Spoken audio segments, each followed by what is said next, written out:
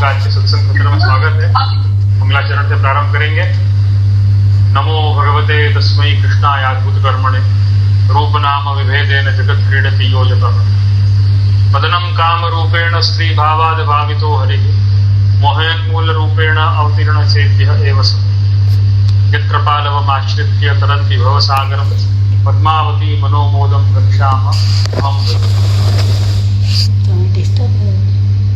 षोडश ग्रंथ अंतर्गत 8वां ग्रंथ विवेक ध्येयाश्रय तदनुसार 15वां श्लोक और 15वें श्लोक के अंतर्गत आश्रय, दृढ़ाश्रय,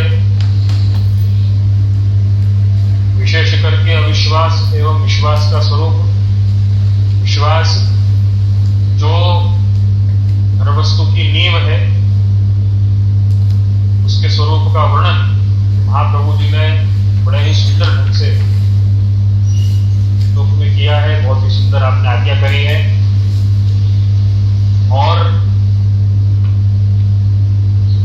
पूर्व में जैसा कि हम सभी जानते हैं कि महाप्रभु जी ने पूर्व में आश्रय का स्वरूप, आश्रय का समग्र स्वरूप अलग अलग भेदों से, सूक्ष्मता से, बड़ी ही सुंदर शैली है कि महाप्रभु जी ने आश्रय के स्वरूप का वर्णन किया है। और कल के सत्संग सत्र में जैसे कि हमने अविश्वास के स्वरूप का वर्णन, अविश्वास का विवेचन वो हमने सुना था।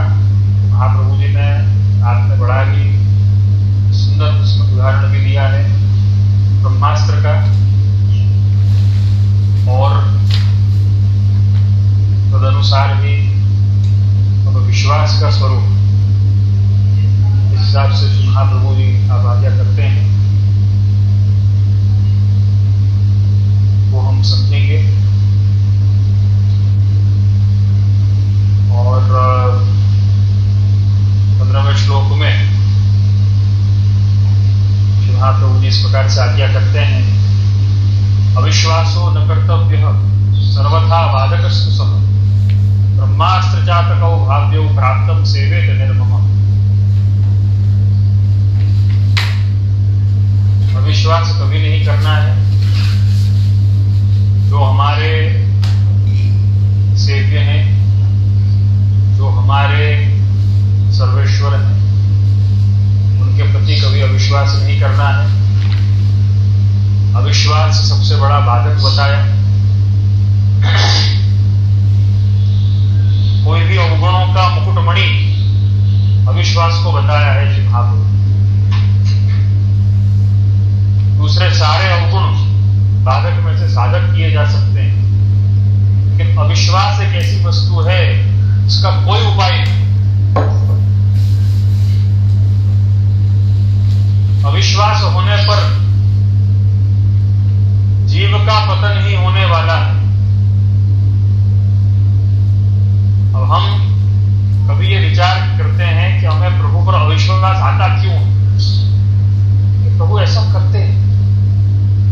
नहीं, हमको ऐसा विचार आता है बहुत सी कि हमारे साथ में ऐसा हुआ है क्योंकि प्रभु ऐसा करते हैं।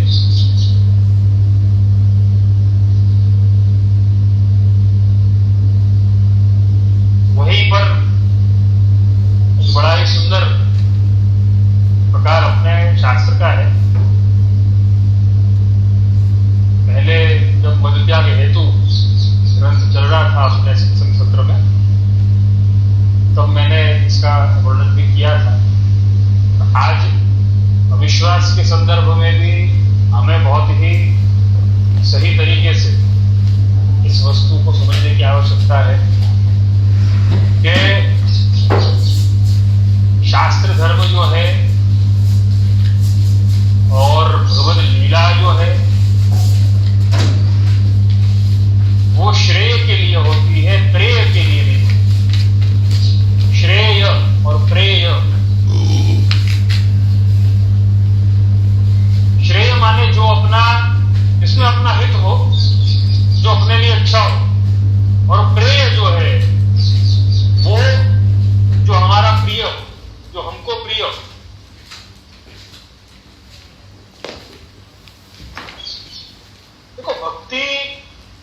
विश्वास। क्योंकि भक्ति का सबसे बड़ा यदि कोई मार्ग है, भक्ति का सबसे बड़ा यदि कोई सूत्र है तो वो विश्वास है। जब श्रेय जो है उसको प्रेय बना लिया जाए तब वो भक्ति बन जाए। आप विचार करना मेरी बात पर। जब श्रेय को प्रेय बना लिया जाए,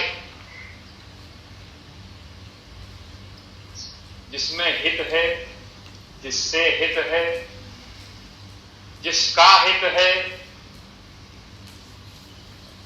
जब हित और प्रीत दोनों एक बन जाए तो वो भक्ति कहलाती है।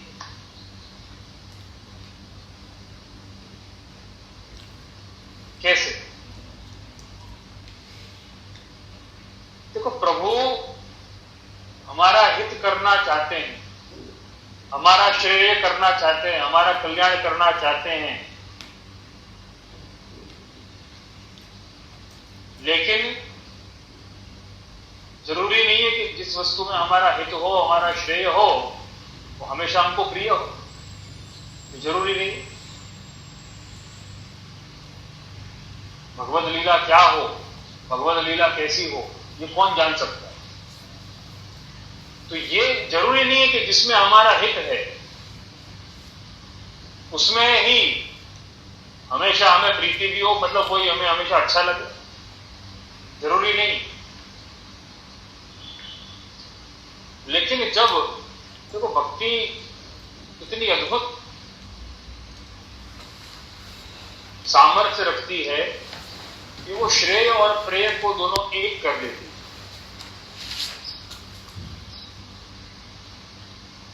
भगवान हमारा श्रेय करना चाहते हैं, लेकिन भगवान के प्रति हमारी प्रीति जो है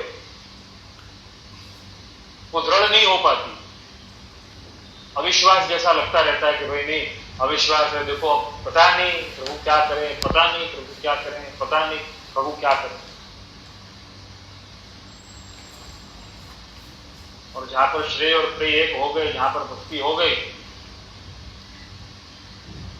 वहां पर सीधी सी बात आ जाएगी, पता नहीं प्रभु क्या करेंगे, लेकिन जो करेंगे बहुत अच्छा करेंगे। पता नहीं प्रभु क्या करेंगे, जो करेंगे बहुत अच्छा करेंगे। और ज्यादातर प्रेम, ज्यादातर प्रेय, ज्यादातर प्रीति वहीं पर होती है, उसी से होती है जहां पे अपनी सोच या अपने जो जजमेंट्स जो हैं वो आ करके कहीं ना कहीं कंफ्यूज हो जाते हो या रुक जाते हो।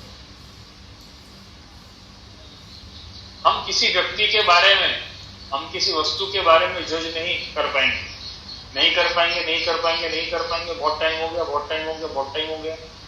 उसके साथ में दो प्रकार के व्यवहार हो सकते हैं। पहला, या तो उसे छोड़ दिया जाए, या तो उसे प्रेम करना शुरू कर दिया। दो में से यहां पर श्रेय और प्रेय दोनों एक हो जाते हैं, वो भक्ति हो जाती है, वो भक्ति बन जाती है, वो आश्रय बन जाता है। दृढ़ आश्रय किस चीज का नाम है? दृढ़ आश्रय इसी वस्तु का नाम है। जब हमें यह समझ में नहीं आया कि भाई प्रभु के प्रति इतना दृढ़ आश्रय हम कैसे रख सकते हैं, इतने, मैं लौकिक शब्दों का इस्तेमाल कर रहा हूं कि कई लोग ऐसा मानते हैं, इतने हम अंधे कैसे हो सकते हैं? प्रभु के प्रति इतनी आंख बंद करके और समर्पण और सेवा हम कैसे कर सकते हैं? जब भी ये विचार आए तो बड़ी ही स्पष्टता पूर्वक हमें ये समझ लेना चाहिए कि देखो, प्रभु अगर समझ में नहीं आ रहे, प्रभु की लीलाएं अगर समझ में नहीं आ रही हैं, तो दो प्रकार के व्यवहार हो सकते हैं।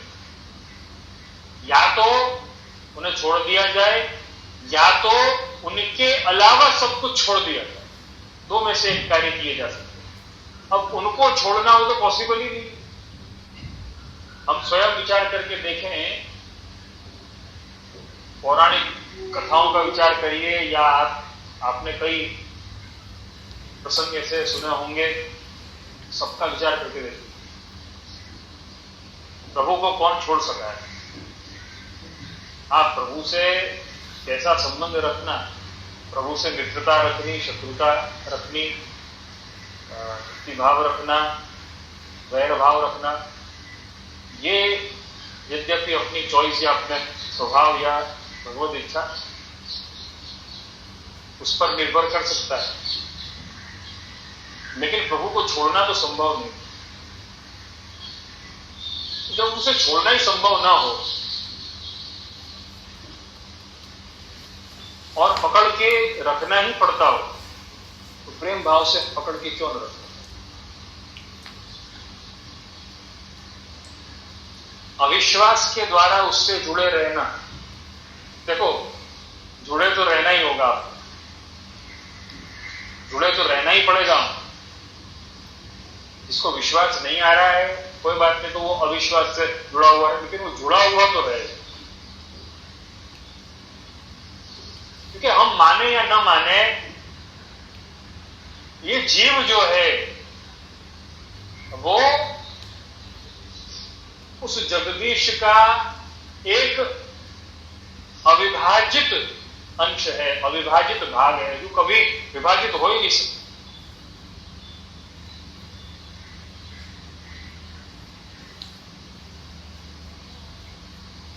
ये तो हम सबको स्वीकारना पड़ेगा। हम कभी उससे अलग नहीं हो सकते। अब अलग नहीं हो सकते तो जुड़े तो रहना पड़ेगा।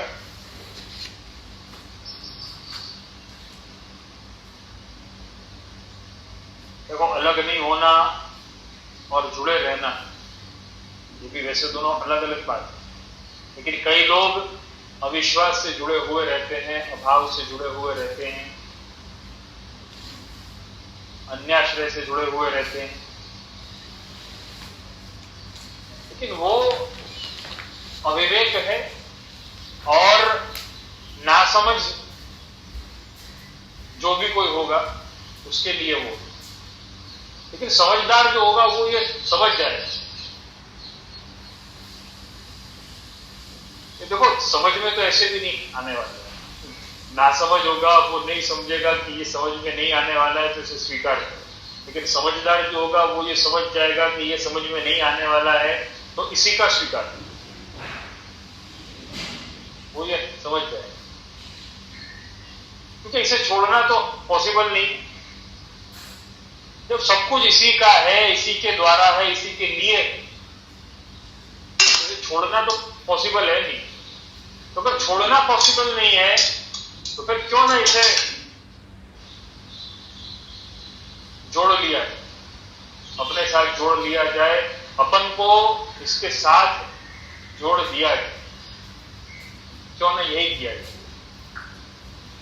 और जितना ईमानदारी से, जितनी वफादारी से और जितनी समझदारी से आप जुड़ेंगे या आप उसको अपने साथ जोड़ेंगे, वो दृढ़ाश्रय बन जाएगा, वो भक्ति बन जाएगी। हम कई बार कितनी बड़ी बड़ी बातें हम सुनते हैं, बड़ा कठिन है, देखो बहुत भक्ति के लिए, आश्रय के लिए हमें तो बड़ा प्रयत्न करना पड़ेगा, बहुत सारा पढ़ना पड़ेगा, बहुत सारा सीखना पड़ेगा, बहुत सारा समझना पड़ेगा। लेकिन समझो या न समझो, सार तो यही है। श्रेय और प्रेय को जब एक कर लिया जाता है तब अपने आप अविश्वास दूर हो जाता है, क्योंकि हमने हमेशा हमारे प्रेय पर ध्यान दिया है, जो हमें अच्छा लगता है, जिसमें हमारी प्रीति है, उस पर ध्यान दिया है। जो प्रेय पर ध्यान दिया है, जिसमें हमारी प्रीति है, उस पर हमेशा ध्यान दिया है, तो क्या होगा? हमेशा हमेशा अविश्वास बना रहे, किसी पर भी विश्वास नहीं है। आप देखना आजकल व्यक्ति जो है वो किसी पर भी विश्वास नहीं करता।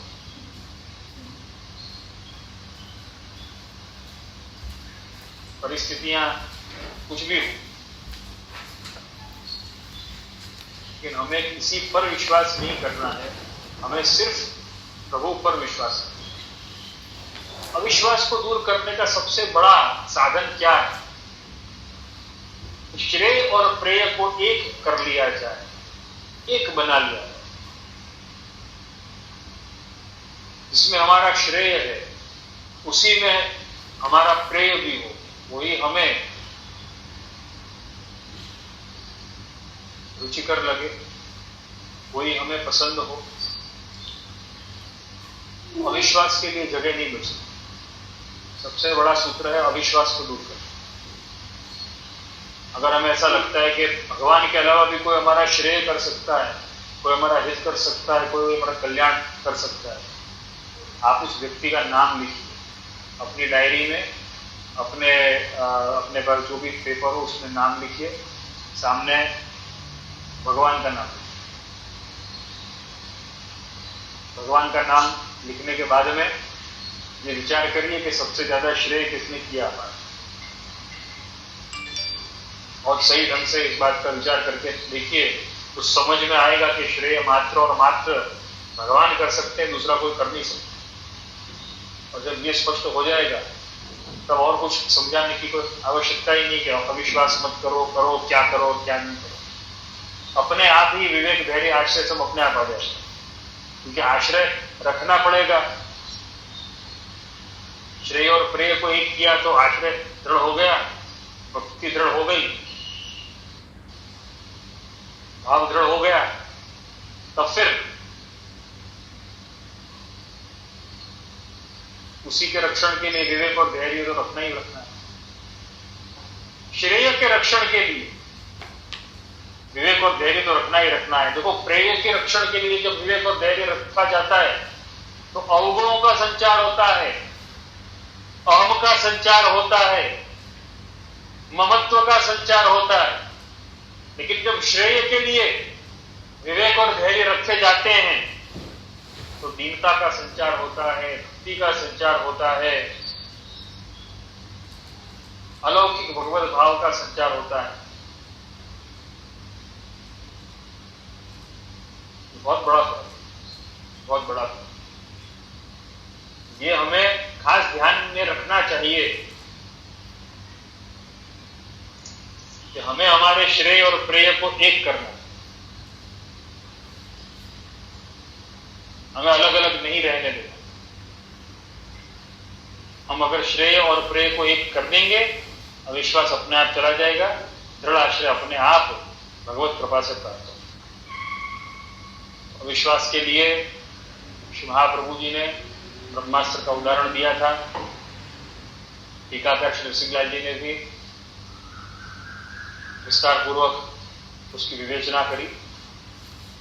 हनुमान जी को ब्रह्मास्त्र में बांधने के पश्चात नागपाश में बांधने की भूल इंद्रजीत ने करी और लंका का दहन करवा बैठा। अविश्वास जो है वो सबसे बाधक है, सबसे बड़ा जो है वो बाधक वही है। तो अविश्वास का जो मार्ग है वो श्रेय और प्रेय की जो एक बीच की जो रेखा है उसे अलग अलग करना जो है, श्रेय और प्रेय को अलग अलग कर दो, वो अविश्वास का मूल है। हम ऐसा कह सकते हैं वो अधर्म का भी मूल है। अधर्म का भी मूल वही है, श्रेय और प्रेय को अलग अलग करते हैं। जो समझदार है, भगवत कृपा जिस पर है, वो ये समझेगा तो श्रेय और प्रेय को अलग करना बहुत बड़ी बेवकूफी है, और उसे अलग करके और मैनेज करना बहुत कठिन काम है। उसे एक करने का प्रयत्न करें। हमारा श्रेय किसमें है वो समझें। हमारा श्रेय भक्ति में है, हमारा श्रेय सर्वथा शरणम हरि, ये श्रेय है। अगर ये श्रेय है तो फिर इसे प्रेय बना दिया जाए और समर्पण कर दिया, ये मुख्य है। आगे टीकाकार आप आज्ञा करते हैं, जैसे कि श्री महाप्रभु जी ने 15वें श्लोक में वर्णन किया है, विश्वास का स्वरूप क्या है। विश्वास के स्वरूप को बड़े सुंदर ढंग से श्री महाप्रभु जी ने वर्णन किया है। चातकौ भाव्य प्राप्तम सेवेत निर्मम।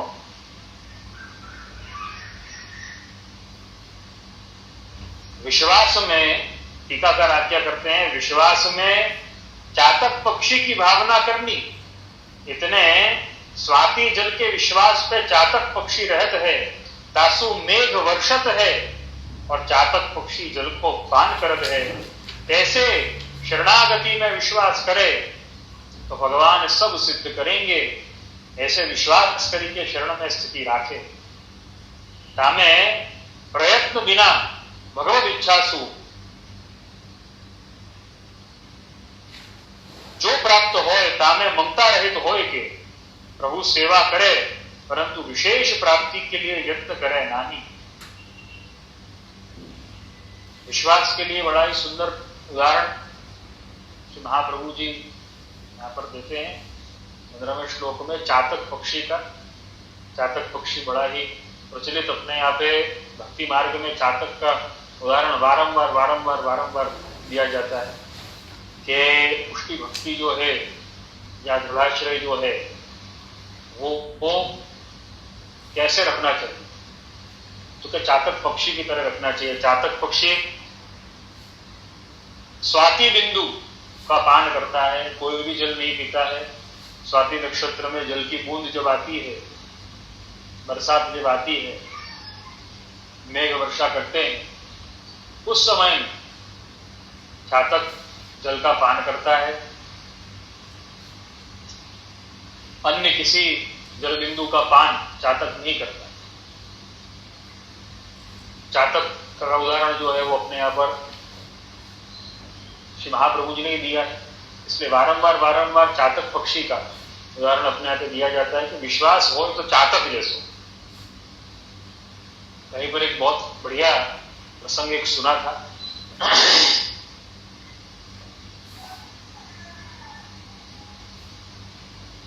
चातक में ऐसा कहते हैं ना, अपने गुजराती में क्या है, गर्भना संस्कार कहेवाय। चातक में बड़ा ही अद्भुत संस्कार होता है ये दृढ़ता का। चातक जो है वो हमेशा स्वाति बिंदु का पान करता है, वो तो करता ही है, लेकिन उसकी समग्र जाति, उसका कुटुंब, उसके बच्चे वगैरह सब स्वाति बिंदु का ही पान करते हैं, अन्य बिंदु का पान नहीं करते। तो कहीं पर एक बहुत अच्छा प्रसंग सुना था, कहा कि चातक ने अपनी संतान को बुलाया, अपने बच्चे को बुलाया, बेटा यहां आओ, क्या तुम्हें पता है कि भाई चातक प्रजाति के होने के नाते हमारे में ऐसी परंपरा है कि केवल स्वाति बिंदु का पान करना चाहिए। स्वाति नक्षत्र में जो जल बिंदु गिरे उसका पान करना चाहिए, अन्य जल बिंदुओं का पान हम नहीं करते। संतान ने बड़ा ही सुंदर प्रति उत्तर दिया। संतान ने प्रति उत्तर दिया कि ये आज मालूम पड़ा कि स्वाति बिंदु के अलावा भी जल होता है। हम तो ये समझते थे कि स्वाति बिंदु के अलावा जल होता ही नहीं। आज ये आपने बताया तब तो ये पता चला। जब पता ही नहीं तो पान कैसे करेंगे। ये दृढ़ता है, ये विश्वास। कई बार ऐसा होता है, हमें ऐसा लगता है कि ये विश्वास रखना अंधविश्वास नहीं रखना, लेकिन प्रभु पर तो ये दृढ़ विश्वास है ना, या अंध विश्वास है ना, वो भी काम करे। मैं प्रभु पर अंध विश्वास, अंध में इसलिए नहीं कहूंगा क्योंकि प्रभु पर जो दृढ़ विश्वास करता है उसी ने अपनी आंखें खोली है, बाकी सबने अपनी आंखें तो बंद कर रखी है। तो अंध विश्वास तो वो है जो अविश्वास, यहां पर उल्टा है। प्रभु पर दृढ़ विश्वास करना, कोई उसे अंध विश्वास का भी नाम नहीं, तो उसे स्वीकारने में कोई परेशानी हमें नहीं होनी चाहिए कि अगर ऐसा मानते हो तो ठीक है, प्रभु पर ही है, अन्य किसी पर तो नहीं।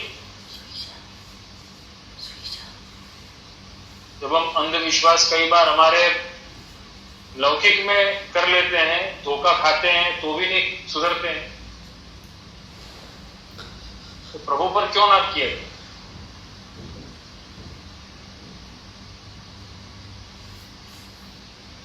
लौकिक में तो ऐसा एक सिस्टम होता है कि विश्वास उस पर किया जाता है जो कुछ हमें प्राप्ति करो,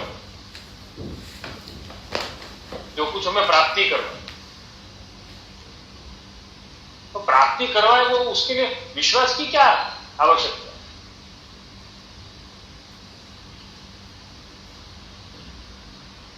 प्राप्ति के लिए विश्वास की कोई आवश्यकता नहीं। प्राप्ति के लिए तो सिर्फ प्रयत्न की आवश्यकता, अपना प्रयत्न है ना करो, प्राप्ति अपने आप होती। तो विश्वास की आवश्यकता कहां है? विश्वास की आवश्यकता अपने हृदय में, अपने भाव में। सबसे पहला विश्वास प्रभु पर करें, अपने आप पर करें। अपने आप पर विश्वास करना बहुत जरूरी है।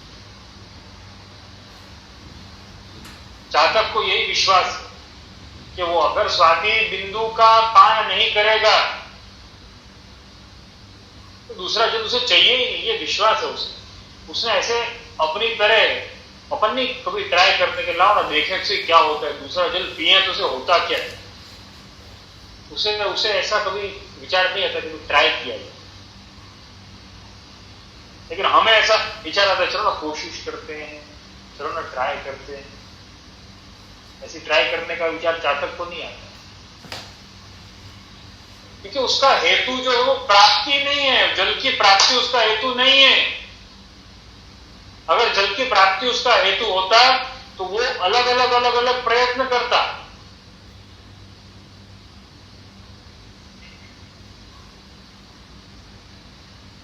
उसका हेतु तो केवल वो स्वाति नक्षत्र का बिंदु है, न कि वो प्यास है।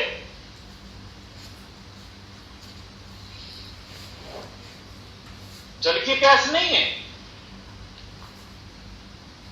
हेतु क्या है? स्वाति नक्षत्र का, स्वाति बिंदु, स्वाति का जल, वो मुख्य है, जल मुख्य नहीं है। ये दृढ़ विश्वास, और विश्वास जो है वो सबका राजा है। विश्वास हर वस्तु का राजा है। सबसे बड़ा मित्र कोई हो संसार में तो वो विश्वास है, और सबसे बड़ा शत्रु कोई हो तो वो अविश्वास है। दोनों खुद के भीतर ही। अगर हमें ऐसा लगता है कि भाई चलो भाई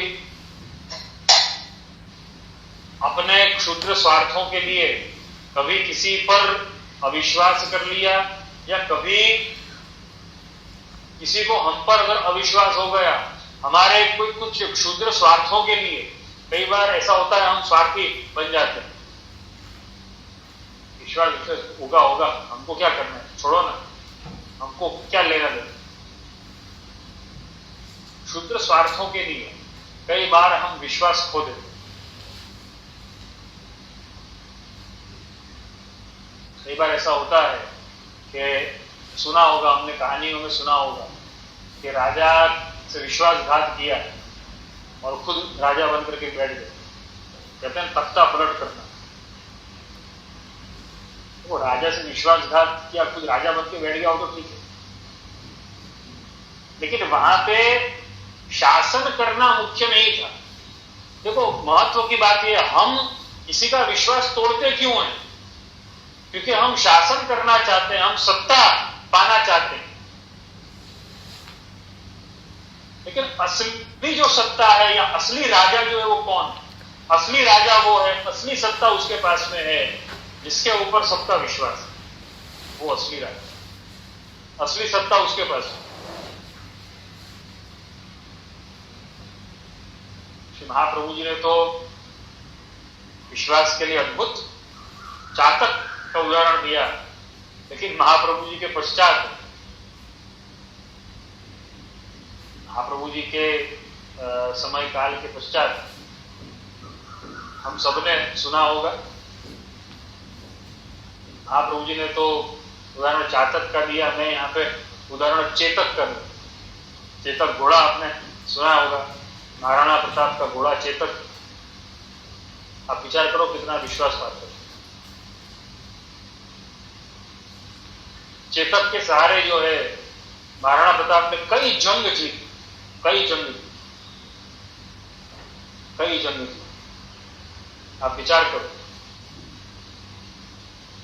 अगर आज चेतक घोड़ा जो है, देखो आपकी श्रेणी जो है, आपका ओहदा जो है, आपका स्थान जो है, वो क्या है, वो महत्व की बात नहीं। महत्व की बात यह है कि आपने उस स्थान पर रहते हुए विश्वास कितना जीता, वो महत्व की बात है। आज महाराणा प्रताप के लिए घोड़ा महत्व का नहीं है, चेतक महत्व का। आज भी हम मेवाड़ जाएंगे, कई जगह पर चेतक के पुतले देखने को मिलते हैं।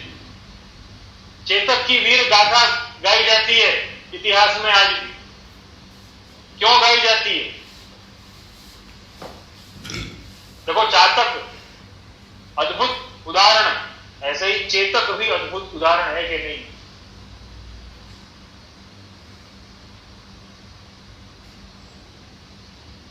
महाराणा प्रताप को घोड़े की आकांक्षा से ज्यादा चेतक की आकांक्षा, ये विश्वास है, ये विश्वास है, ये दृढ़ाश्रय, यही दृढ़ाश्रय का स्वरूप यही।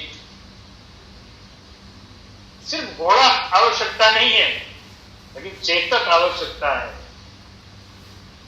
हम जब अपने क्षुद्र स्वार्थों के लिए जब हम उस विश्वास को खो देते हैं, देखो हमेशा शासन करना महत्व की बात नहीं, हमेशा सत्ता को प्राप्त करना महत्व की बात नहीं है, लेकिन विश्वास को प्राप्त करना वो महत्व की बात है। राजा इसलिए राजा बन पाया या इसलिए उस शासन को ढंग से कर पाया क्योंकि उसके सहयोगी जो हैं वो विश्वास पूर्वक, वो विश्वासु हैं, वो विश्वास पूर्वक उसका साथ देते हैं। महत्व की बात ये है। तो हकीकत में तो राजा कौन है? जिसने विश्वास जीत लिया, क्योंकि उसके विश्वास के सहारे राजा आज टिका हुआ है, राजा आज राज कर रहा है। तो असली राजा कौन हुआ? असली राजा वो विश्वास हुआ। देखो, मैं व्यक्ति की बात नहीं करूंगा, मैं विश्वास की बात करूंगा। हम वैष्णवों में कई बार ऐसी भ्रांति हो जाती है, देखो हम पर तो ठाकुर जी की कृपा कहाँ है? कृपा तो उस जीव पर है। देखो उसको ये प्राप्ति हो गई, देखो उसको वो प्राप्ति हो गई, उसको ये हो गया, उसको वो हो गया। देखो कितना ठाकुर जी ने कितना कुछ उसको दिया, हमको कहाँ दिया? अरे विश्वास से बड़ी और क्या बात हो सकती? आप स्वयं विचार करके देखो। आपको प्रभु पर दृढ़ विश्वास है, प्रभु ने आपको विश्वास का दान तो किया, उसको बाकी सब दान किया, लेकिन विश्वास का ही दान नहीं किया। और एक बात हमेशा ध्यान रखना, जहां पर विश्वास नहीं है, जहां पर अविश्वास है, जहां पर विश्वास नहीं होने के स्थान पर, उस परिस्थिति में वहां पे सत्ता परिवर्तन होना, राजा को गिराने की कोशिश करना, तख्ता पलट करना, ये सब आम बात। प्रभु ने किसी और को बहुत कुछ दिया होगा, लेकिन हमें विश्वास का दान किया है, सबसे बड़ी बात। इसका सामान्य अर्थ यही है इसका बहुत सरलतम अर्थ यही है कि प्रभु के सबसे कृपा पात्र हम हैं। हमको प्रभु पर विश्वास और प्रभु का हम पर विश्वास बहुत दृढ़ है कि ये सेवक है, ये सेवा करेगा, आधी रात को भी ये दौड़ेगा, प्रश्न नहीं करेगा, शिकायत नहीं करेगा, लेकिन सेवा करेगा, ये स्वीकार करेगा, वो विश्वास। और वही राजा है। व्यक्ति राजा नहीं, प्राप्ति जहां पर हो जाती है वो राजा नहीं है, लेकिन विश्वास जहां पर होता है तो प्रभु पर विश्वास करें। और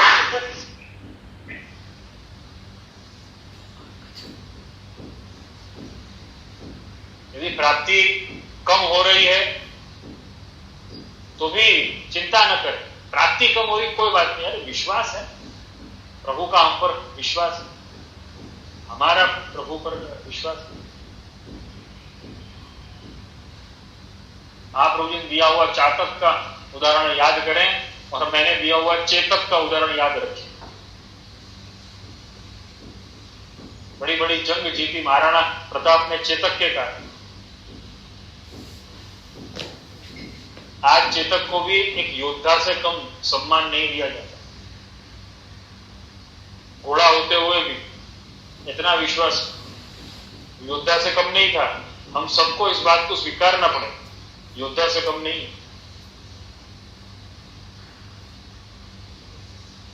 अगर हमें भी दृढ़ाश्रय की आवश्यकता है तो हमें भी हमारे छोटे छोटे स्वार्थ जो है, छोटी छोटी प्राप्तियों का विचार बंद करके, नहीं अगर ये प्राप्ति होना तो विश्वास बढ़ेगा, वो प्राप्ति होना तो विश्वास ज्यादा आएगा। छोटी छोटी प्राप्तियों को विचार करने से या वो प्राप्त करने से अच्छा है कि हम कुछ बड़ा करने का विचार करें। हमारे विचार, हमारे भाव अगर दिव्य होंगे, अगर बड़े होंगे तो प्रभु की कृपा होगी, तो प्रभु की कृपा प्राप्ति होगी, अन्यथा नहीं। विश्वास सबसे बड़ा साधन बताया। ऐसे विश्वास करी के शरण में स्थिति राख। अगर विश्वास होगा तो ही शरणागति में स्थिति रहेगी। अविश्वास अगर होगा तो शरणागति में स्थिति नहीं रहने वाली। तामे प्रयत्न बिना भगवत इच्छा से जो प्राप्त होए, तामे ममता रहित होए के प्रभु सेवा करे, परंतु विशेष प्राप्ति के लिए यत्न न करे। बड़ा ही सुंदर प्रकार यहां पे समझाया कि प्रयत्न बिना भगवत इच्छा से जो कछु प्राप्त हो, हमें कुछ प्राप्ति के लिए प्रयत्न नहीं करना है। हमें केवल भगवत आज्ञा के वश, हमें केवल सेवा कर, वो भी ममता रहित होकर के। प्राप्तम सेवेत निर्मम, जो कुछ भी प्राप्त हो जाए उसे ममता रहित होकर के प्रभु को अर्पण करना है, प्रभु की सेवा के लिए अर्पण करना है। अगर हम ये कर पाते हैं तो विश्वास टिक पाए। पहले कुछ और प्राप्ति करने के पहले, अब पहले ये विचार करने की आवश्यकता है कि जो कुछ है उसमें ममता रहित हो करके वो हम प्रभु को अर्पण कर रहे हैं या नहीं कर रहे, उससे हम सेवा कर रहे हैं या नहीं कर रहे, जो कुछ है उससे। अच्छा, दूसरा प्राप्त हो तब सेवा करेंगे, ये इस बात को भी साइड में रख देते हैं, लेकिन जो है उससे सेवा कर रहे हो या नहीं कर रहे।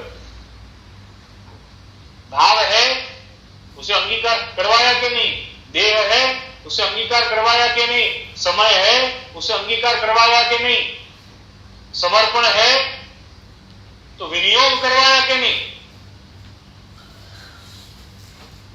अपने पास में क्या है उसे पहले विनियोग करवाया है कि नहीं, उससे सेवा करी है कि नहीं, बाद में दूसरा कुछ प्राप्त होने पर उससे सेवा करने का विचार करें। जिसने खुद के पास जो कुछ है वो अंगीकार नहीं करवाया है, वो समर्पित नहीं किया है, उसका विनियोग नहीं करवाया है, और उसके पहले ही नहीं मुझे ये प्राप्त होगा तो ये मुझे विनियोग करवाना है, ये प्रभु का ही है, लेकिन जो अभी है वो किसका है? वो तुमने क्यों खुद के लिए बचा के रखा है? प्राप्तम सेवेत निर्मम, अभी जो प्राप्त है उसे भी ममता रहित होकर के प्रभु को समर्पित करना। ममत्व प्रभु में रखना है, वस्तु में नहीं रखना है, साधन में नहीं रखना है।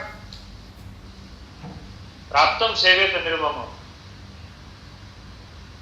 विशेष प्राप्ति के लिए यत्न न करे। नहीं, ये जो प्राप्त है वो तो ठीक है, अब उसमें क्या अंगीकार करवाना, हमारे पास तो कुछ नहीं, और इससे ज्यादा प्राप्त हो तब अंगीकार करवाएंगे, और उससे ज्यादा प्राप्त हो तब अंगीकार करवाएंगे, उसमें ये जो है वो ये अंगीकार करवाना रह जाएगा। तो विशेष प्राप्ति के लिए यत्न न करें, टीकाकार आप आज्ञा करते हैं, विशेष प्राप्ति के लिए प्रयत्न करना बंद करें। जो कुछ प्राप्त है वो पर्याप्त है, जो प्राप्त हो सो सब प्रभु में विनियुक्त करें, यहां पर आज्ञा करी। और स्वार्थ दृष्टि राखे नहीं, ये खुद के लिए है, ये मेरे लिए है, ऐसा दृष्टिकोण न रखें, ऐसा विचार सर्वथा न रखें। यदि कोई भाव रखना चाहते हैं, यदि कोई विचार रखना चाहते हैं, केवल एक ही विचार रखें, अभी जो है वो कैसे प्रभु को अंगीकार करवाऊं।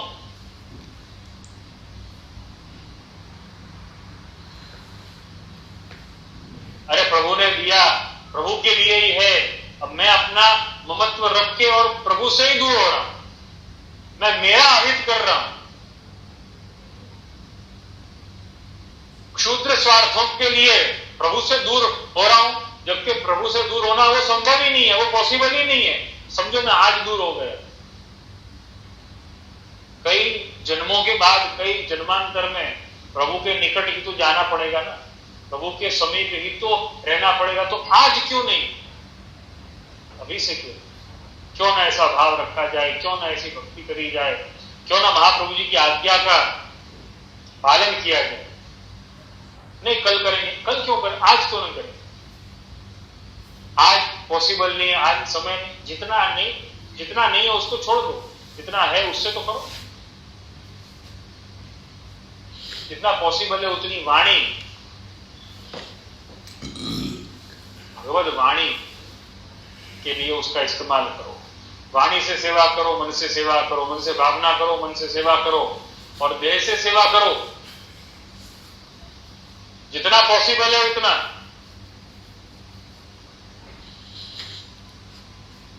जितना इम्पॉसिबल है उसका विचार मत करो कि ये पॉसिबल होगा। इम्पॉसिबल को पहले पॉसिबल करेंगे और उसके बाद भगवत समर्पण करेंगे, उसके बाद भगवत सेवा करेंगे। अरे इम्पॉसिबल को भी हमें तो बल्कि ये विचार करना चाहिए, अरे प्रभु तो सब अंगीकार करेंगे, इम्पॉसिबल ना उसको भी अंगीकार करो, और पॉसिबल होगा वो तो अपने आप अंगीकार हो ही जाएगा। चलो ना इम्पॉसिबल को अंगीकार करवाया जाए, क्यों ना करवाया जाए, चलो, ऐसा विचार रखना चाहिए। ऐसा अद्भुत विश्वास, विश्वास ही राजा है, मेरी बात को याद रखना, विश्वास राजा है। सभी वस्तुओं का, सभी गुणों का मुकुटमणि जो है वो विश्वास है। आपने विश्वास जीता, बहुत अच्छी बात है, आपने विश्वास को बरकरार रखा तो उससे अच्छी बात कोई हो ही नहीं सकती। विश्वास दी, दृढ़ विश्वास रखें। सबसे महत्व की बात यही है, चातको भाग्य, चातक का भाव रखें और चेतक को भी याद रखें। बड़ी बड़ी जंग उससे जीती है महाराणा प्रताप। चातक और चेतक को हम जीवन में याद रखेंगे तो भगवत कृपा से बड़ी बड़ी जंग लड़ने का कोई अवसर ही नहीं आएगा।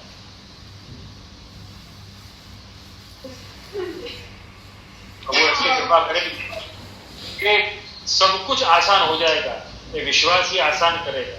अविश्वास हर वस्तु को मुश्किल करता है। जैसे अविश्वास ने ब्रह्मास्त्र को फेल कर दिया, ब्रह्मास्त्र को निष्क्रिय कर दिया, और अन्य चीज तो क्या मायने रखें। विश्वास रखें अपने प्रभु पर, सर्व समर्पण करें अपने प्रभु के लिए। और विश्वासी सभी गुणों का मुकुटमणि है। देखो, सब बातें हमने सुनी होगी, हमने करी होंगी, हमें भाव है, हमें सेवा करनी, हम भगवत नाम लेना है सब, लेकिन विश्वास कितना है वो महत्व की बात है। विश्वास कितना रख पाते हो?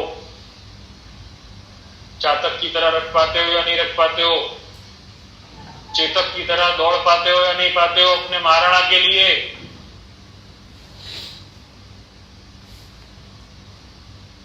चातक की तरह राह देखना सीखो और चेतक की तरह दौड़ना सीखो।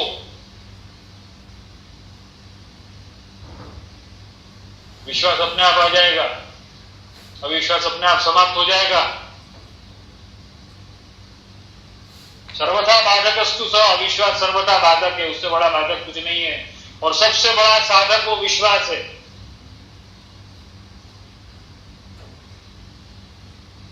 कोई ये कहे कि भाई भगवान हमारा विश्वास तोड़ना मत, अरे भाई विश्वास वही तो है। विश्वास क्या कोई वस्तु का नाम है?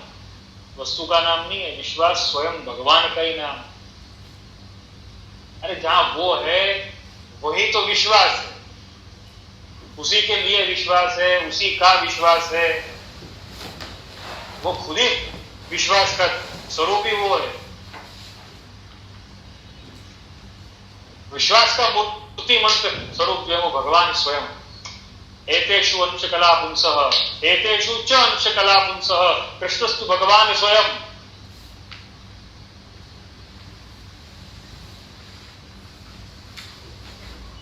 अगर विश्वास कहीं पर है संसार में तो वहां पे प्रभु, अगर विश्वास कहीं पर है तो प्रभु साक्षात वहां पर विराजमान है। अगर प्रेम कहीं पर है तो वहां पर प्रभु साक्षात विराजमान है।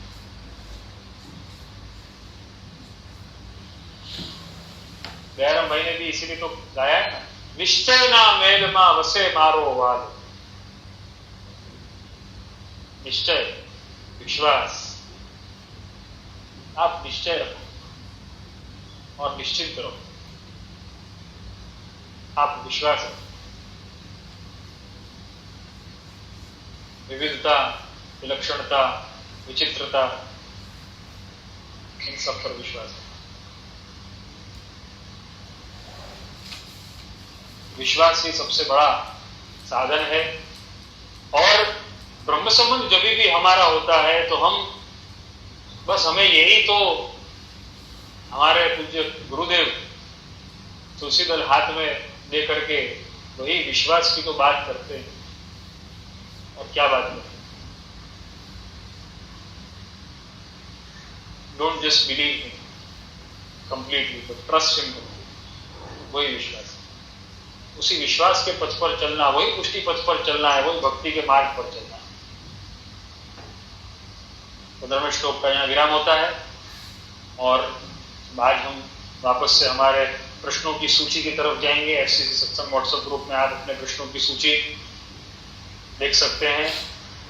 विभिन्न प्रश्नकर्ताओं ने विभिन्न प्रश्न किए हैं और जो सबसे बड़ा बृहद प्रश्न जो है से हम चरणबद्ध तरीके से इसका अवलोकन कर रहे हैं, उसी पर हम वापस आएंगे। जितनी समय अनुकूलता होगी उस अनुसार इस प्रश्न पर विचार करेंगे। तो ये प्रश्न का पैराग्राफ तीसरा, और तीसरे पैराग्राफ में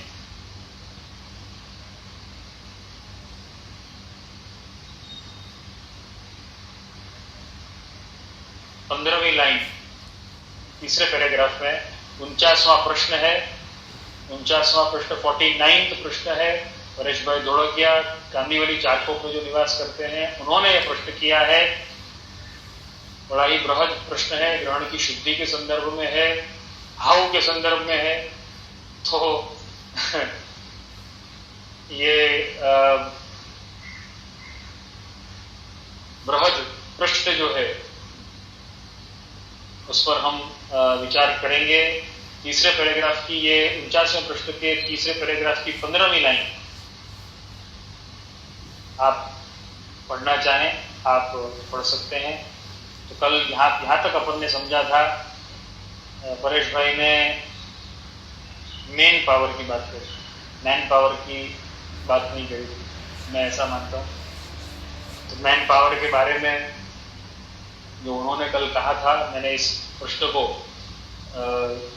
जितना हो सके उतना मैं स्पष्ट करता रहता हूँ, जैसे जैसे समय अनुकूलता हो उसके हिसाब से। तो उन्होंने यही कहा था कि ग्रहण के समय में जहाँ पर सहायक हैं, उन्होंने उदाहरण हवेली का दिया था। पुष्टिमार्गी हवेलियों में पगारदार सेवक जो हैं, टहलुआ जो हैं, वो होते हैं, वो काफ़ी विपुल प्रमाण में रहते हैं। तो वहाँ पर मैन पावर होने के नाते वहाँ पे ग्रहण की शुद्धि का प्रकार और सारे नियम जो हैं वो अच्छी तरीके से पाले जा सकते हैं। यद्यपि मैंने इसकी स्पष्टता दी है, ऐसा बिल्कुल भी नहीं है, क्योंकि मैन पावर से ये सारे कार्य नहीं होते, मेन पावर से सारे कार्य। तो मेन पावर जो है वो प्रभु का विश्वास है, तो मेन पावर से ये सारे कार्य होते हैं। यद्यपि कल भी इस बारे में बड़ी ही चर्चा हुई थी, कई वैष्णवों ने इस पर टेक्स्ट करके और कमेंट भी किया था कि वैष्णव भी अनाचार है ना करते हैं, ऐसा नहीं है कि मंदिर का स्टाफ अनाचार करता है। तो वो ठीक है, वो अलग विषय है, पूरा अभी उस पर नहीं जाना है। लेकिन बस यही मैं कहूंगा कि मेन पावर, मैन पावर नहीं, मेन पावर जो है वो काम करता है। तो आगे 15वीं लाइन में, तो आगे हम विचार करें, आगे हम इस प्रश्न पर, तो अब जब घर की या गृह सेवा की बात करें तो कोई एक मनोरथ भी यदि करना हो तो प्रैक्टिकली प्लानिंग करना पड़ता है कि घर में कोई रजस्वला तो नहीं है या छुट्टी कब है, बच्चों की परीक्षा, ट्यूशन क्लासेस इत्यादि, क्योंकि यहाँ सब कुछ हमें स्वयं करना होता है। सब प्रकार से अनुकूलता देखकर ऐसे तो न जाने कितने छोटे छोटे प्रश्न होते हैं, जैसे मुखिया भी हम हैं और भीतरिया भी हम, श्रृंगारी भी हम, और स्वगृह में जहाँ सारे परिवार जन ही होते हैं, कोई अशक्त होता है तो कोई छोटा होता है या कोई दुर्बल या वृद्ध होता है, सबकी क्षमता एक समान नहीं होती, सबके पुष्टि भाव एक रूप नहीं होते, और रीति निभाते निभाते संभवतः ग्रह में क्लेश भी उत्पन्न हो सकता है। तो वैसे तो हमारे सारे आयाम योगक्षेम पुष्टि प्रभु ही स्वयं करते हैं, पर क्या करें, जीव स्वभावतः आखिर जीव है, प्रश्न तो उद्भव हो ही जाते हैं। मुख्यतः हम जैसे साधारण जीवों को स्वमार्ग से वंचित नहीं होना है। अपने माथे विराजे हुए पुष्टि प्रभु के श्री चरणारविंद ही हमारा सर्वोपरि सर्वस्व ही है और रहेगा। तो इन्होंने जो प्रश्न किया है कि गृह सेवा में ग्रहण की शुद्धि आदि को जो बड़ा ही बृहद प्रकार होता है उसे कैसे निभाया जाए, उन्होंने अपनी जो मन की बात जो है उन्होंने अपनी व्यथा एक रीत से व्यथा अपनी प्रकट करी है। यद्यपि मैं बहुत अच्छी तरीके से समझता हूं कि कृष्णकर्ता के मन में यह दुख है, कई बार यथाशुद्धि का प्रकार गृह सेवा में हम नहीं पहुंच पाते हैं।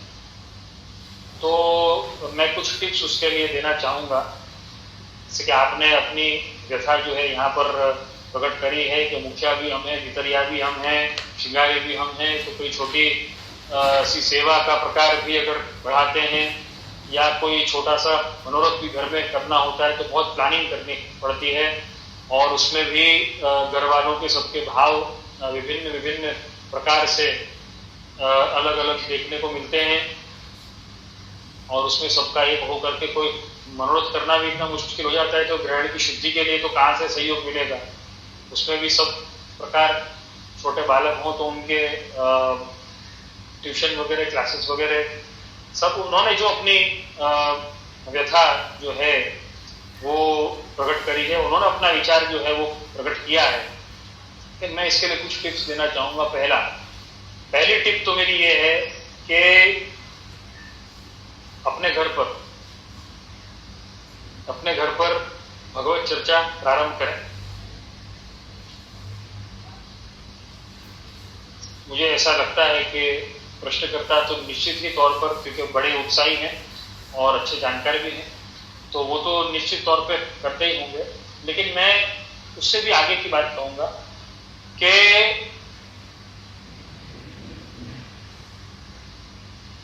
ऐसे प्रकार से भगवत चर्चा करनी है जिससे उनका परिचय ज्यादा से ज्यादा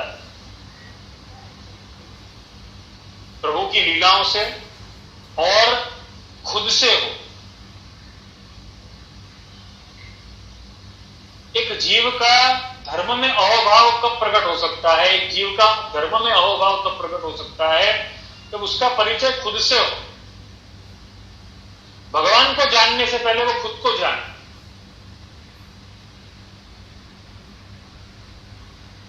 धर्म को जानने से पहले वो स्वधर्म में, परधर्म में, विधर्म में, सब प्रकार में वो भेद को समझे, वो परिचित होना चाहिए, तभी उसको धर्म में प्रीति होगी। और जहां तक मेरा मानना है, क्योंकि मेरे सामने बहुत सारे उदाहरण हैं ऐसे जहां पर मैं समझता हूं कि आजकल के युवान जो धर्म में या धर्म से विमुख हैं, मैं उनकी बात नहीं कर रहा हूं, वो तो किसी कारण से या किसी अज्ञानता के वश, मैं हमेशा एक बात कहता हूं कि पुष्टि मार्ग को अगर फॉलो करना है तो सो कॉल्ड तथाकथित अभी के जो पुष्टि मार्गीय हैं, हाल की परिस्थिति के जो पुष्टि मार्गीय हैं, उनसे हम फॉलो नहीं कर सकेंगे। हमें पुष्टि मार्ग को फॉलो करना है तो पुष्टि मार्ग के सिद्धांतों को फॉलो करना पड़ेगा, तब हम पुष्टि मार्ग को फॉलो कर सकेंगे। उन पुष्टि मार्ग के सिद्धांतों को किसने जीवन में किस ढंग से अपनाया है, उनको देख करके हम फॉलो करने का जाएंगे तो पूरा कैलकुलेशन जो है वो बिगड़ जाएगा। तो हमें पहले तो ये विचार करना पड़ेगा कि हमें पुष्टि मार्ग को किस ढंग से फॉलो करना। हमें सिद्धांतों को देख करके फॉलो करना है, हमें फॉलोवर्स को देख करके फॉलो नहीं करना है। पहली तो ये बात। एक बात अगर कही गई है कि ग्रहण की शुद्धि करनी है, तो ऐसा जरूरी नहीं कि वो ग्रहण की शुद्धि एक ही प्रकार से सबके यहां पर होनी चाहिए। प्रश्नकर्ता को भी मैं खास कहूंगा, परेश भाई आप भी ध्यान से इस बात को समझिएगा, और मैं हर श्रोता को कहूंगा, ग्रहण की शुद्धि का प्रकार हर एक के घर में अलग अलग प्रकार से होगा। जहां पर पहले मैं हवेलियों की बात करूंगा, मैं मंदिरों की बात करूंगा, मैं वल्लभ कुल के घरों की बात करूंगा, जहां पर पहले प्राचीन मंदिरों में रसोई, बालभोग, दूधघर आदि जो हैं वो कच्चे मिट्टी के होते थे। वहां पे सफाई करनी बहुत आसान थी। कैसे? देखो, चूल्हा बने हुए होते थे तो कुछ सफाई करने का है नहीं, बर्तन बहुत सीमित होते थे, बर्तन उठा के पधरा दिए बाहर, खासा कर लिए, धो दिए, कटेवा उसमें लगा लिए। कटेवा माने वो जो चूल्हे की राख जो होती थी वो कटेवा कहे जाते। उससे अच्छा डिटर्जेंट कोई नहीं हो सकता, उससे अच्छा साबुन कोई नहीं हो सकता। कटेवा, ब्रज भाषा में उसे कटेवा कहा जाता है। अपने यहाँ पर सप्तमेश महाप्रभु के घर में तो जब राजभोग सरने का हेला होता है, जब राजभोग का समय हो जाता है, राजभोग सरने का समय हो जाता है, जब घड़ी आ जाती है राजभोग सरने की, तो हेला इस प्रकार का पाला जाता है, कटेवा भय है जी। तो चूल्हे की राख जो है वो सबसे अच्छी अपन कहा जाए तो वो डिटर्जेंट है या वो साबुन है, बर्तनों को मांजने के लिए भी और हाथ को धोने के लिए भी। मिट्टी और राख से अच्छा हाथ को कोई साफ नहीं कर सकता, ये हम सब जानते हैं, इसमें कोई नई बात नहीं। तो पहले का जो प्रकार था वो मिट्टी और राख से बर्तनों को धो दिया, और रसोई बालभोग को मिट्टी लाए, गोबर लाए, इकट्ठा किया और पूरा पोत दिया, पूरा लीप दिया, हो गई सफाई, खत्म।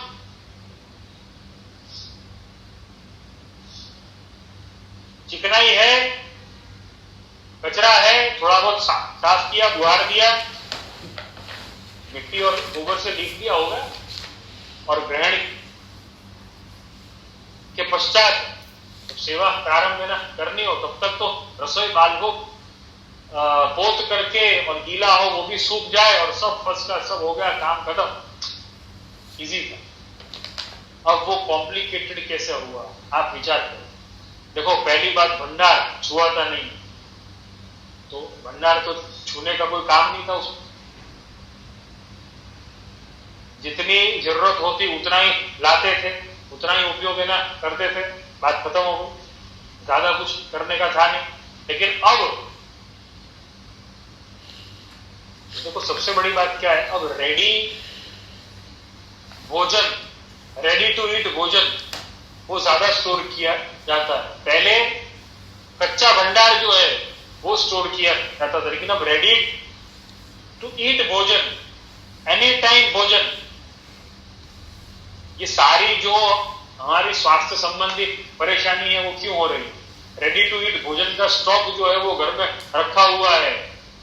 अब क्या हुआ कि अब रात को फोन देखते देखते, टीवी देखते देखते सबको लेट तो होता ही आजकल, रेडी टू ईट भोजन का स्टॉक है घर में। अब क्या किया जाए, याद आ गया चलो खा ही लेते।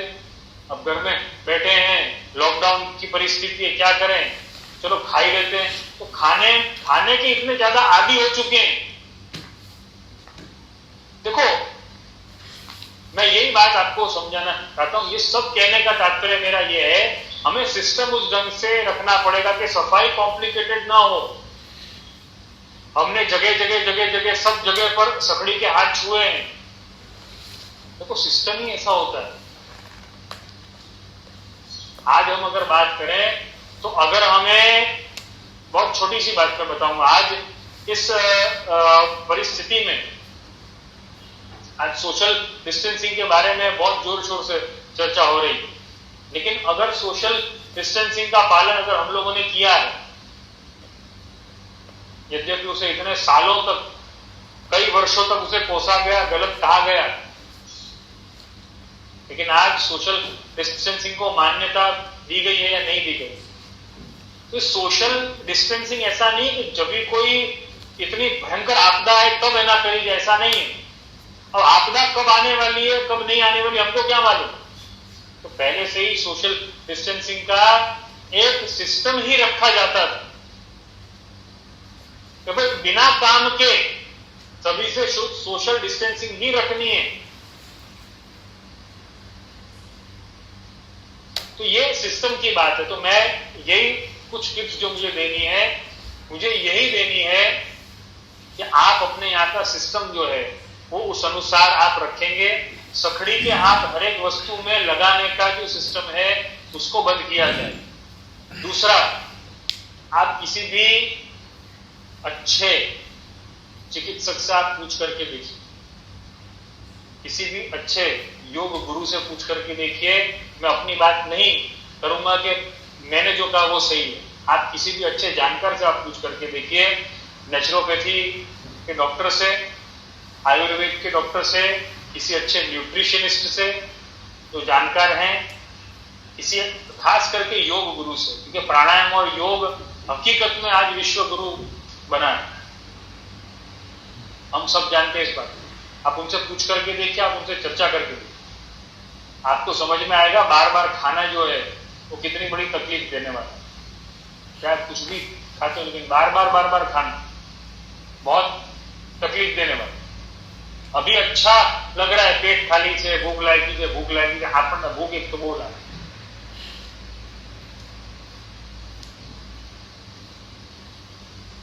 भूख लगने की भी व्याख्या बहुत अच्छी है। पेट खाली होना और भूख लगना दोनों अलग अलग बातें हैं। पेट खाली होना अच्छा होता है, आप देखना, आप कभी विचार करना, प्रभु न करें किसी की अगर कभी सर्जरी होती हो आपके परिवार में, वो सर्जरी के 12 घंटे पहले उसका पानी भी बंद करवा दिया जाएगा कि पानी भी नहीं पीना है। किसी डॉक्टर से परामर्श करके देखिए ऐसा क्यों होता है। उसकी बॉडी खाली अगर होगी, उसकी बॉडी अगर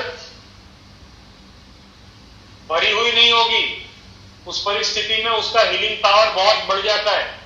बहुत बढ़ जाता है। लेकिन हम है कि हम खाली रखना ही नहीं चाहते। हमने ऐसा माना हुआ कि पेट है ना मतलब हमेशा भरा हुआ होना चाहिए, मन है ना तो हमेशा भरा हुआ होना चाहिए, दिमाग है ना तो हमेशा विचारों से भरा हुआ, खाली कुछ रखना ही नहीं चाहते।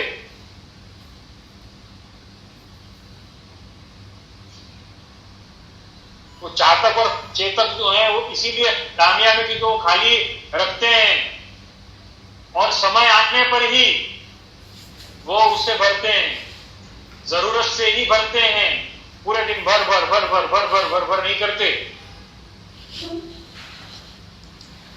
ये विचार करें आप स्वयं। तो हमारे यहां का सिस्टम अगर ऐसा होगा तो ग्रहण की सफाई, ग्रहण की शुद्धि हमें हाउ नहीं लगेगी, हमें उससे डर नहीं लगेगा।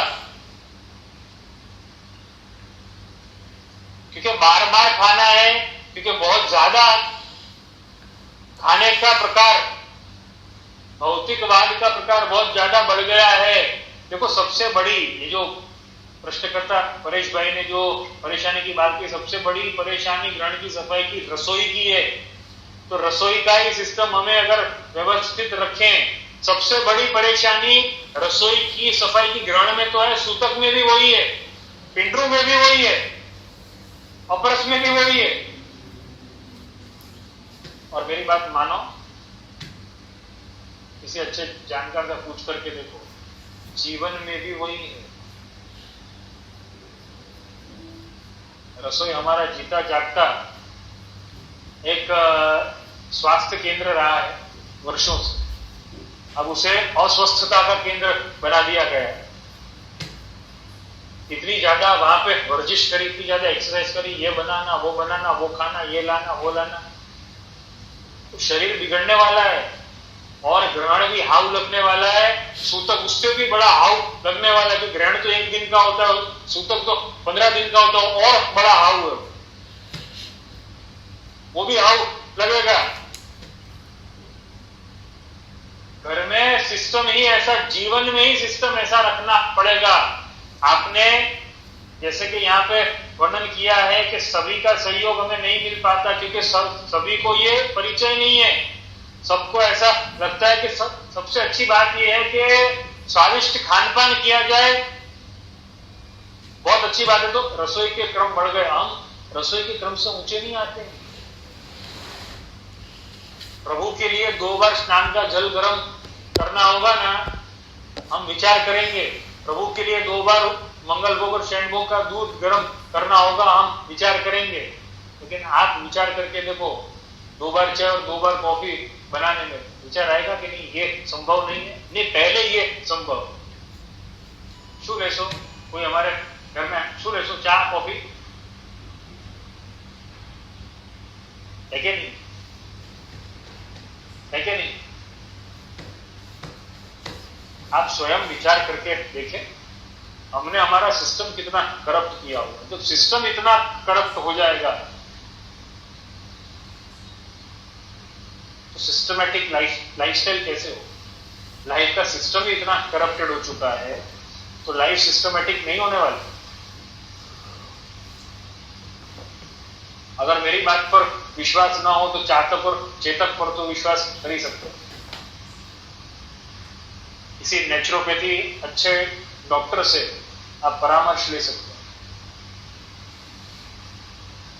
नेचुरोपैथी में क्यों खानपान को ज्यादा से ज्यादा नेचर के करीब बताया जाता है? हमने लाइव भोजन कितना किया है। लाइव माने आप समझते होंगे, जो गैस पर पकाया हुआ ना उसे लाइव कहा जाए, गैस पर गर्म न किया गया उसे लाइव कहा जाए। अंकुरित अनाज, वेजिटेबल्स, फ्रूट्स, आप सब ये सब जानते होंगे, मुझे उसमें कोई समझाने की आवश्यकता नहीं है। I don't need to be a nutritionist now, लेकिन बस मैं यही कहना चाहूंगा, हमें हमारा सिस्टम ही विशुद्ध करना पड़ेगा, सिस्टम को ही करप्शन से बचाना पड़ेगा, तो शुद्धि अपने आप होगी। रसोई का सिस्टम पूरा ऐसा होगा, घर का पूरा सिस्टम ऐसा होगा। छी हुई चादरें कपड़े बाहर से आए तो धुलने ही, ये सारे छोटे छोटे अगर सिस्टम हमने किए हैं तो तकलीफ नहीं है। बच्चों को भी ऐसी आदत अगर रखी जाए, दिन में 4 बार नाश्ता आ रहा है, दिन में 5 बार भोजन है ना बन रहा है, तो ठाकुर जी के लिए समय बचना ही नहीं बना। मैं ऐसा नहीं कह रहा हूं कि आप गलत कर रहे हो, लेकिन बैलेंस तो बनाना पड़ेगा। रोगी होने के बाद में और ध्यान रखना, इससे अच्छा योगी बन के ध्यान धरना ज्यादा बेटर है। भक्ति योगी बन के ध्यान क्यों नहीं कर सकते हम? रोगी बन के ध्यान रखना, जब डॉक्टर कहे अब रोगी बन चुके अब ध्यान रखो, अरे इससे अच्छा पहले हम योगी बन के ध्यान क्यों ना धरे उस परमात्मा का, उस भगवान का। रोगी बन के ध्यान न रखें, योगी बन के ध्यान धरें, चातक और चेतक से सीखें और प्राप्तम सेवेत निर्मम के सिद्धांत पर अविरत चलते रहें। यही आज के सत्संग सत्र का मूल संदेश है और यही हमारे लिए सबसे बड़ा जीवन का सूत्र है कि विश्वास रखें और आगे इस पृष्ठ के जितने भी अंश बाकी हैं समयानुकूलता से उस पर विचार करेंगे। आज के सत्संग सत्र को यहाँ पर विराम देंगे। आप सभी के फीडबैक, सुझाव, शिकायतें और प्रश्न हमेशा स्वागत योग्य हैं और मेरे मनोबल को बढ़ाने वाले हैं। आश्रय के पद का गान करेंगे और विराम करेंगे। दृढ़ चरणन केरो भरोसो, दृढ़ चरणन के श्री वल्लभनक चंद्र छटाबिन, सब जग मान अंधेरो भरोसो, दृढ़ चरणन के साधन और नहीं आकली में, जासु हो निवे सूर कहाँ कहे विविध आंधरो, बिना मोल को चेरो भरोसो, दृढ़ चरणन के, दृढ़ चरणन के,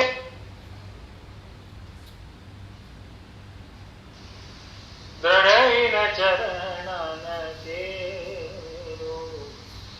बोल श्री मदन मोहन लाल प्यारे की जय, श्याम सुंदर शिवने महारानी की जय, धरण की जय।